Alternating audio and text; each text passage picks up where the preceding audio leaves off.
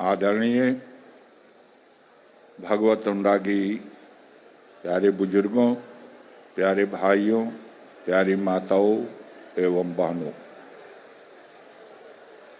हम सभी लोग श्री गुरु महाराज जी के चरणों की छत्र छाया में बैठकर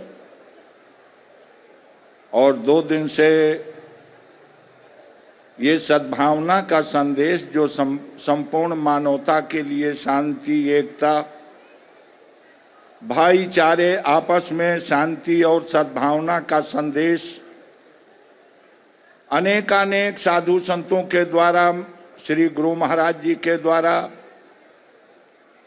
और अनेकानेक विद्वान के द्वारा ये जो संदेश समझाया जा रहा है, बताया जा रहा है, ये वर्तमान समय की जरूरत है। क्योंकि हम आप सभी लोग जानते हैं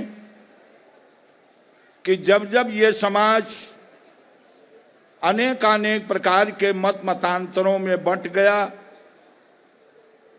अनेकानेक प्रकार की सांप्रदायिकता में ये समाज बंट गया, तो समाज की शांति, समाज की एकता, आपसी एक दूसरे के प्रति आदर और सम्मान की भावना समाप्त हो जाती है और समाज में एक दूसरे के प्रति नफरत, अविश्वास और अनेकानेक प्रकार की आशंकाओं से ये समाज घिर जाता है।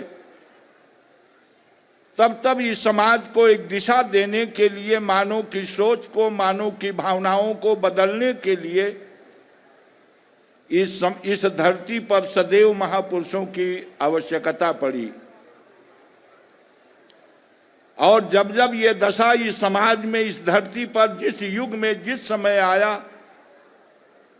इस धरती की संरक्षण के लिए, इस धरती के रखरखाव के लिए महापुरुषों को मानव समाज में मनुष्य शरीर को धारण करके ही आना होता है। क्योंकि हम आप सभी लोग जानते हैं कि सारे धर्मों के अंदर, सारी सांप्रदायिकताएं जितनी भी धर्म के नाम पर हैं, सबकी मात्र ये 3 बातें सबकी एक हैं। सभी लोग इस बात को मानते हैं कि सबका ईश्वर एक है। जब वो सबका ईश्वर एक है तो ये अनेक प्रकार की संप्रदाय क्यों? सबसे बड़ा अपने आप में एक अहम प्रश्न है। दूसरा, ये सभी लोग मानते हैं कि जो सबका ईश्वर है, सबका खुदा, सबका अल्लाह, सबका गॉड, सबका भगवान, ईश्वर एक है, तो रहता कहां है? जो वस्तु संसार में है उसका अपना कोई न कोई अस्तित्व है, और जिस वस्तु का अपना अस्तित्व है उसका जगत में कोई न कोई व्यवहारिकता भी है। अगर संसार में ईश्वर है, भगवान है, तो उसका अपना अस्तित्व क्या है और उस ईश्वर की व्यवहारिकता क्या है? जो सारे समस्त धर्म शास्त्र ये कहते हैं कि ईश्वर से ही ये सारा जगत व्यवहारशील है, ईश्वर की व्यवहारिकता से ही ये जगत व्यवहारिक है, वो रहता कहां है? तो सबका ये मानना है कि वो सब जगह है, सर्वव्यापक है। जो सबका ईश्वर है, ध्यान रखना, जो सबका ईश्वर है उसके लिए जाति, धर्म, वेशभूषा, भाषा, संप्रदाय और देश, काल, परिस्थिति का कोई बंधन नहीं है। जो सदैव एक रस, सबका संचालक, पालक और सारे जगत के प्राणियों का जीवन है, उसको कहते वो सर्वव्यापक है। और तीसरी बात भी सभी लोग मानते हैं कि जो ईश्वर सबका एक है वो सर्वव्यापक है, और सर्वव्यापक होते हुए वह सबके हृदय में है। ये 3 बातें सारे धर्म के लोग स्वीकारते हैं, इसको कोई इनकार नहीं कर सकता। लेकिन ये मानवता की विडंबना है कि केवल मानते हैं और उसे जानने और समझने का प्रयास नहीं करते। यही मानव समाज की सबसे बड़ी विडंबना है। ये परिस्थितियां तब आती हैं, रामायण के अंदर एक विचार है कि जिस समय भगवान श्री रामचंद्र जी महाराज का अवतरण इस धरती पर नहीं हुआ था, जैसा ये आज समाज नाना प्रकार के कुकर्म और कुरीतियों से अपने आप में त्राही त्राही कर रहा है, इसी तरह से त्रेता युग में पापाचार, अनाचार, अत्याचार, नाना प्रकार के दुराचरणों से जब ये समाज घिर गया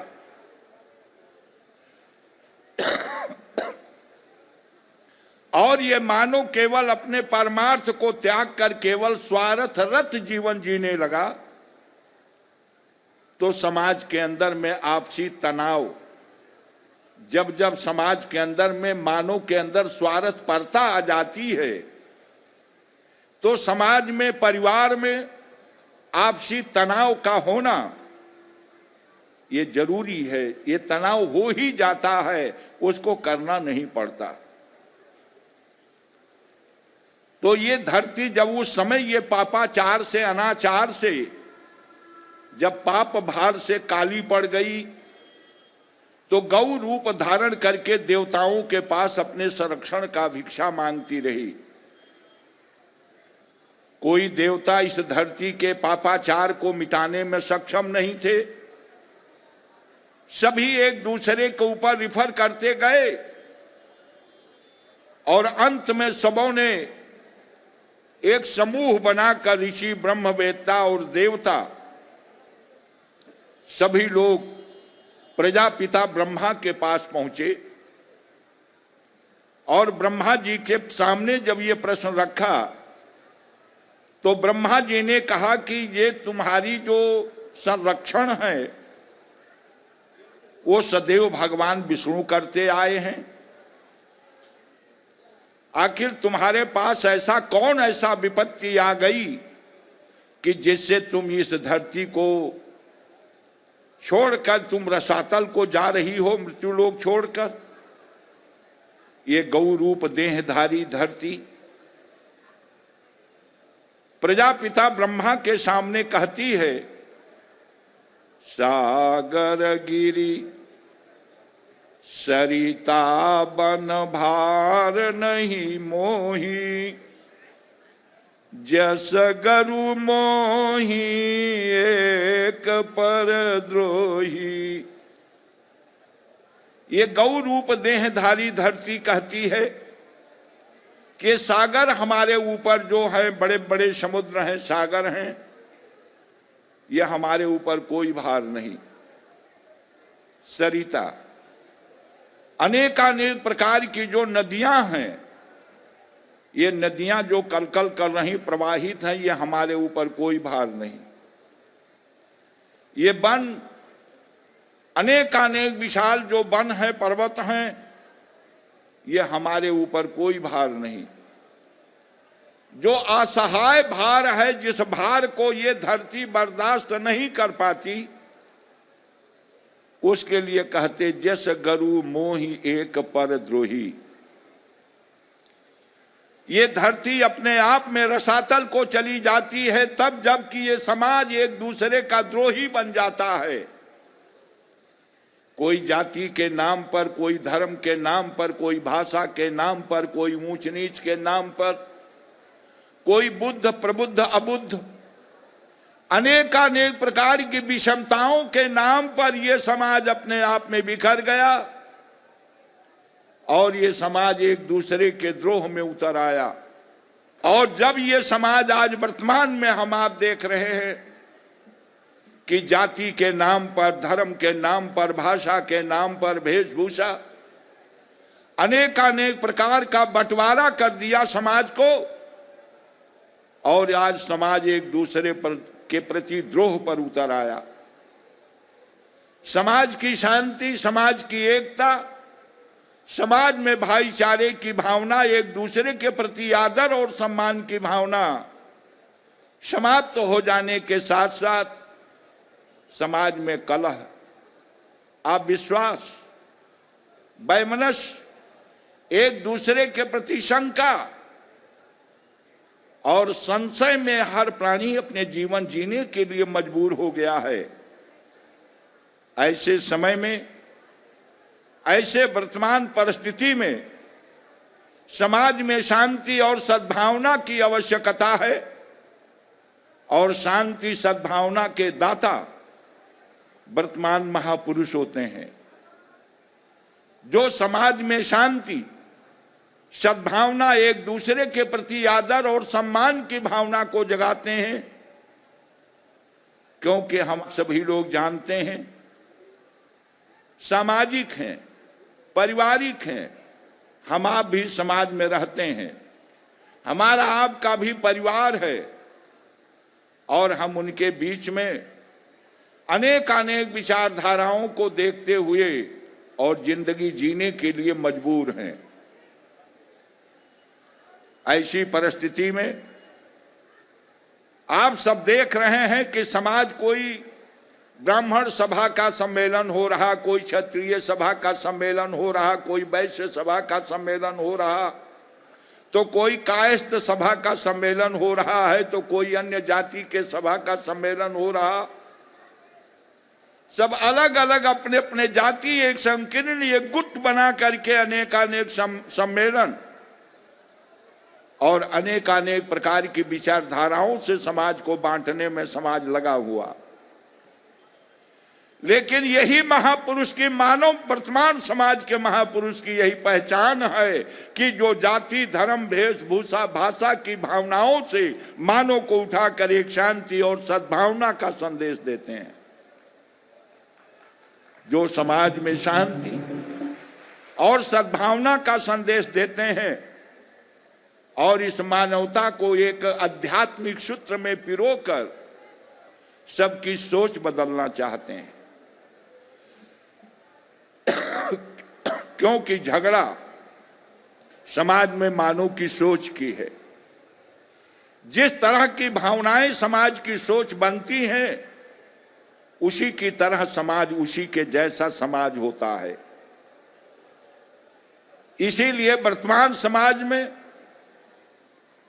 हमारे युग के अनुसार जैसा जो समय का प्रभाव था, उस प्रभाव के अनुसार ही महापुरुषों ने अपना व्यवहार किया, अपना आचरण किया और उसी आचरण और व्यवहार के साथ समाज को प्रेरणा दी, समाज को जगाया।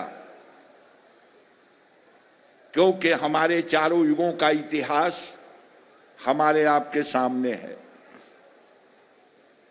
गोस्वामी जी महाराज ने अपनी विचारधाराओं को, अपनी सोच को रखते हुए कहते हैं कि कृत युग सब योगी विज्ञानी,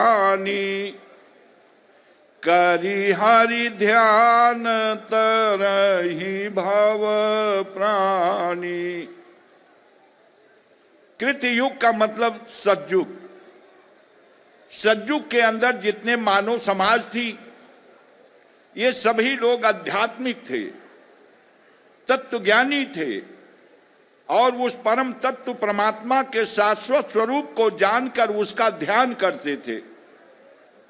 और ध्यान करने का अर्थ ये उन्हें प्राप्त हुआ कि उनकी बुद्धि, उनकी वृत्ति इतनी रचनात्मक थी कि उन्होंने ऐसे ऐसे आविष्कार किए, देश के हित के लिए, समाज के हित के लिए, ऐसी ऐसी शक्तियों का, आध्यात्मिक भौतिक शक्तियों का आविष्कार किया। लेकिन जो व्यवस्था सतयुग की थी, वो व्यवस्था त्रेता युग में कामयाब नहीं हुई। त्रेता युग की व्यवस्था, उसके लिए कहते हैं कि त्रेता विविध यज्ञ नर करही, प्रभु समरपि भव सागर तरही। त्रेता युग के अंदर नाना प्रकार के यज्ञ आदि का अनुष्ठान किया, लौकिक और पारलौकिक। सामाजिक देश की रक्षा के लिए अनेक प्रकार के यांत्रिक अनुसंधान किया और उससे समाज का संरक्षण हुआ। लेकिन वो लोग निष्काम भाव से कर्म किया, ईश्वर परायण होकर के कर्म किया, जगत हित के लिए, प्राणी मात्र के हित के लिए कर्म किया। इससे वो इस सत्कर्म को करके, एक परमार्थ का कर्म करके भवसागर से तर गए। लेकिन सज्जनों, जो त्रेता युग का प्रभाव था वो प्रभाव द्वापर युग में कामयाब नहीं हुआ। द्वापर युग के अंदर कहते हैं कि द्वापर परितोषति प्रभु पूजा। द्वापर के अंदर में पूजा आदि का जो अनेक प्राकृतिक दैवी पूजा अर्चना करते रहे और उनसे प्रकृति का संतुलन, जगत के प्राणी के मनोभावनाएं और प्रकृति का संतुलन बनाए रखने के लिए, और उन्होंने जो पूजा किया, सत्कर्म किया, और उसके लिए कहते हैं कि त्रेता युग में केवल मात्र रघुपति पद पूजा और सोई भाव तरीय उपाय न दूजा। कहते दूसरा और कोई तरीका, कोई उपाय नहीं था। लेकिन सज्जनों, आज जो हमारा आपका जीवन संसार में पोषित है, संचालित है, ये ना सतयुग है, ना त्रेता युग है, ना द्वापर है, इसको हम आप कहते हैं कलयुग। जो स्वतः ही इसका प्रभाव ही है, इसका नाम ही है कलयुग, जिसको कहते कलह का युग, वैमनस्यता का युग, ईर्ष्या, द्वेष, टेंशन, आपसी एक दूसरे के प्रति विषम भावना से ओतप्रोत ये युग है। और इस युग के लिए केवल मात्र वही एक कामयाब कर सकता है अध्यात्म, जिसके लिए गोस्वामी जी महाराज कहते जेहि सुमिरत सिद्धि होहि। जिसके सुमरण करने से सिद्धि को प्राप्त हुए, कौन? जेहि सुमिरत सिद्धि होहि। गणनायक करिवर बदन करहु अनुग्रह सोई। बुद्धि राशि शुभ गुण सदन मूक होहि बाचाल। पंगु चढ़हि गिरवर गहन जासु कृपा सो दयालु। द्रवहु सकल कलिमल दहन।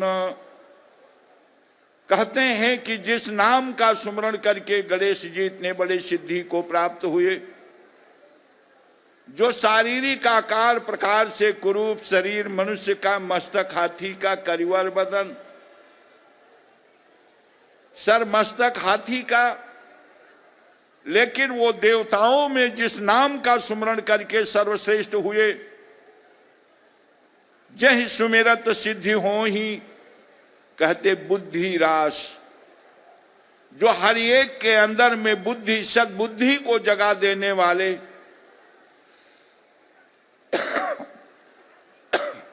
बुद्धि रास शुभ गुण सदन, जो सबके बुद्धि का रास है, ढेर है, और जो शुभ गुणों का घर है, जिसके सुमरण करने से ही कहते हैं कि बुद्धि रास शुभ गुण सदन करहु अनुग्रह सोई। कहते वही हमारे ऊपर अनुग्रह करे। जिस नाम को सुमरण करके गणेश जी इतने बड़े सिद्धि को प्राप्त हुए, कि सर्व देवताओं में सर्वश्रेष्ठ अग्रगण्य अपने आप में पूजनीय हुए, वही हमारे ऊपर अनुग्रह करे जो बुद्धि का रास और शुभ गुणों का घर है, जिसका स्मरण करने से मूक भी वाचाल हो जाता है, जो एक पंगु है, साहसहीन है, उसके अंदर में नया साहस, नया उमंग, नया धैर्य धारण प्रकट कर देता है। पंगु चढ़ई गिरवर गहन, जासु कृपा सो दयालु। कहते हैं जिसकी कृपा से, जिसकी दया से वो प्रकट हो करके नाम ही प्रकट होगा और संपूर्ण कलयुग के मल का दहन करेगा, नष्ट करेगा। इसीलिए कहते हैं कि सोई भावतर कछु संशय नाही। कलयुग के अंदर तो कोई संशय ही नहीं है। कहते हैं कि सोई भावतर कछु संशय नाही, नाम प्रताप प्रगट कली माही। कहते हैं कि वो कोई संशय नहीं, ये निश्चय है कि जो उस नाम का सुमरण करेगा वो निसंदेह ही भवसागर से तर जाएगा। कलयुग के अंदर कलयुग की यही विशेषता है। और कहते हैं कि जो नाम का जो प्रभाव है, शक्ति है, वो स्वयं कलयुग के अंदर में प्रकट होगा। इसमें कोई संदेह, कोई संशय नहीं, क्योंकि कलयुग में कल पूज्य महात्मा जी ने बताया था कि बाबा नानक साहब कहते हैं कि भय नाशन दुर्मति हरण कलि में हरि को नाम, और नानक जे निस्दिन भजे सुफल हो ही ते ही काम। जो भय का नाश करने वाला, मानव के अंदर में दुष्विचारों को दमन करने वाला, नष्ट करने वाला, कलयुग में वो भगवान का वो पावन नाम है। उसका जो स्मरण करेगा उसको कहते हैं कि नानक जे निस्दिन भजे। और नहीं तो केवल मात्र सुबह शाम जो उसका भजन करते हैं उनके सारे जीवन के कर्म सफल हो गए। गोस्वामी जी महाराज का कथन है, वो कहते हैं कि राम नाम कलि अभिमति दाता, हित परलोक लोक पितु माता। वो नाम जो है वो हमारा आपका कितना बड़ा वफादार है कि जिसके लिए कहते हैं वो नाम कलयुग के अंदर जो सुमरण करेगा उसको अभय मति देगा, निर्भय बना देगा, उसकी सोच निर्भय बना देगा। और कितना बड़ा हमारा आपका वफादार है, कहते हित परलोक। जहां ये संसार की एक कण भी नहीं जा सकता साथ, ये सारे जगत के वैभव, सारे जगत का रौनक, सारे जगत का चमक दमक सब केवल मात्र 12 घंटे के हैं। और 12 घंटे श्रम करके इस चमक दमक में, रौनक में अपने आप को डूबे रहते हैं और थक करके, हार करके, परेशान होकर जब सो जाते हैं तो गहरी निद्रा में इस संसार के चमक दमक को त्यागने में आपको कितना तपस्या करना पड़ता है, कितना त्याग करना पड़ता है। तब आप कहोगे कि न चाहते हुए भी अनायास नींद आ जाती है, सो जाते हैं। और सो गए, इस संसार से खो गए, विस्मरण हो गए, ये भी नहीं पता हमारा अपना कोई अस्तित्व है या नहीं है। तो जिस तरह गहरी निद्रा में हम अपने अस्तित्व को ही विस्मरण कर जाते हैं, इसी तरह से एक दिन के लिए, सदैव के लिए एक दिन चले जाएंगे। वहां कहते हैं कि जहां इस संसार का कोई साथ नहीं होता, वहां वो नाम साथ देता है, हित परलोक, जो परलोक में साथ देता है। और सज्जनों, परलोक में जाएंगे तब देखेंगे, समझेंगे कि हमारे साथ कोई है या नहीं।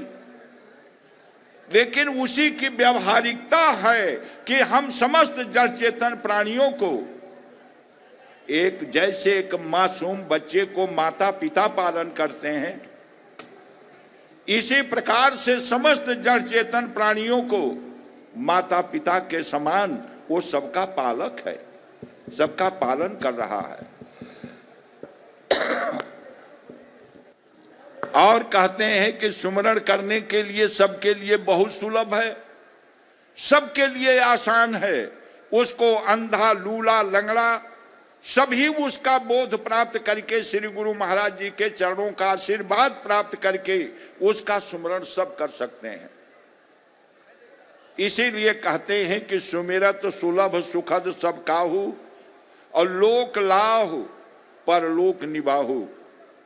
जो सबके लिए सुमरण करने के लिए अति सुगम है, आसान है, और सब कुछ का सुख समृद्धि दाता है, और हर प्राणी को इस लोक में इस पंचभौतिक शरीर को लेकर, साथ लेकर आने वाला है। और ये पंचभौतिक शरीर को त्यागने के बाद जो परलोक में साथ देने वाला है, सुमिरत सुलभ सुखद सब काहू, लोक लाहु परलोक निबाहु, जो परलोक में भी साथ देगा।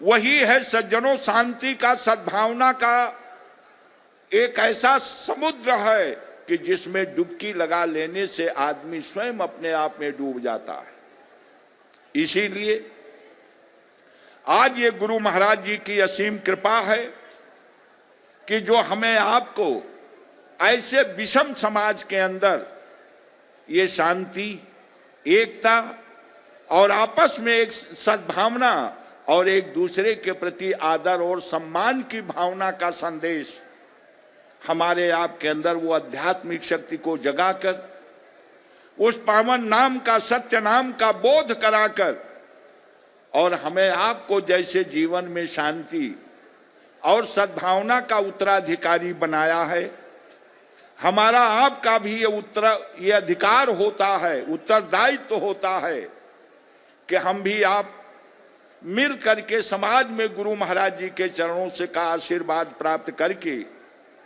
और समाज में शांति सद्भावना का एक आंतरिक मानव के आंतरिक चेतना के जागरण का अभियान में इसमें मन वचन कर्म से शामिल होना है, और शामिल होकर वर्तमान समय का लाभ उठाते हुए आपको अपनी संतानों के लिए, अपने समाज के लिए, अपने भविष्य के लिए एक मानव समाज के सुख शांति और कल्याण का एक जीवन के अंदर इतिहास बना के समाज को देना है।